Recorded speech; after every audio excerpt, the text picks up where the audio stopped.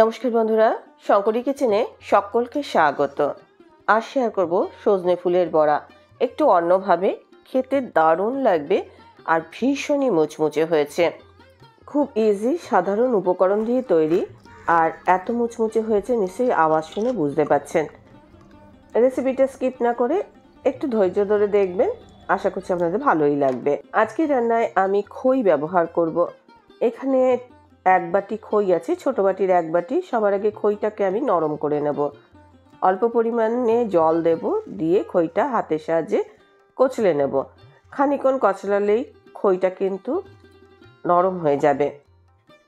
অল্প অল্প জলের ছড়া দিয়ে খইটাকে নরম করে নিতে হবে। আজকের রেসিপিটা দেখার পর আপনাদের যদি ভালো লাগে তাহলে অবশ্যই একটা লাইক, শেয়ার ও কমেন্ট করবেন। বেল আইকন সমেত আমার চ্যানেলটা সাবস্ক্রাইব করে আমার পাশে থাকবেন। বেল আইকনটা ক্লিক করা থাকলে আমার যে কোনো রেসিপি বা আমি যাই আপলোড করি না কেন সবার আগে নোটিফিকেশন আপনার কাছেই পৌঁছে যাবে। খইটা সফট হয়ে গেছে। এবার আমি এর মধ্যে এক বাটি সজনে ফুল দিয়ে দিলাম। সজনে ফুলটা খুব ভালো করে ধুয়ে বেছে নিয়েছি। দিয়ে দিচ্ছি স্বাদ মতো নুন, হাফ চা চামচ হলুদ গুঁড়ো, এক চিমটি কালো জিরে। এবার আমি দিয়ে দিচ্ছি দুটো কাঁচা লঙ্কার কুচি।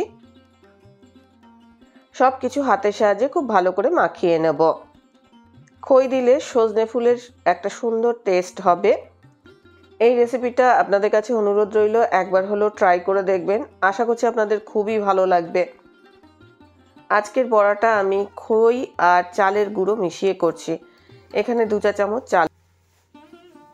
চালের গুঁড়ো আর খই দুটো মিশিয়ে যদি আপনারা করেন, দেখবেন এই যে বড়ার টেস্টটা কিন্তু একদম অন্যরকম হবে আর খেতে আপনার খুব ভালো লাগবে, মুচমুচ করবে। গরম ভাতে প্রথম পাতে আপনারা এটা সার্ভ করতে পারেন। দেখুন খুব সুন্দরভাবে মাখা হয়ে গেছে।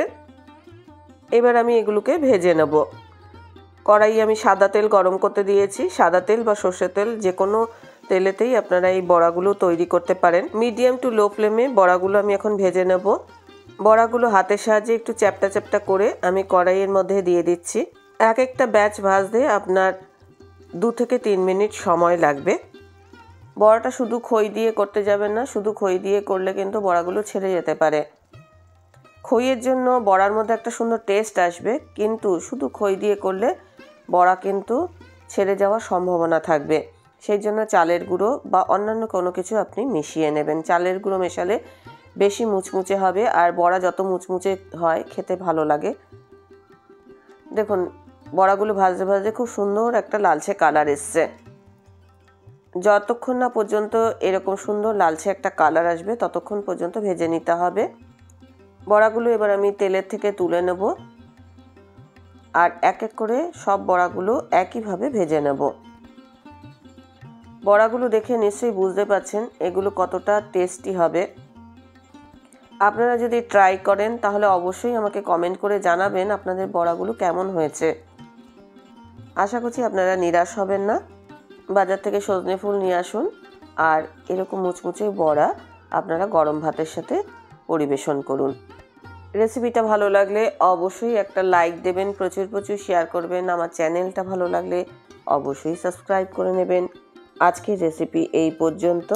দেখা হবে নতুন কোনো রেসিপি নিয়ে, নতুন কোনো এপিসোডে।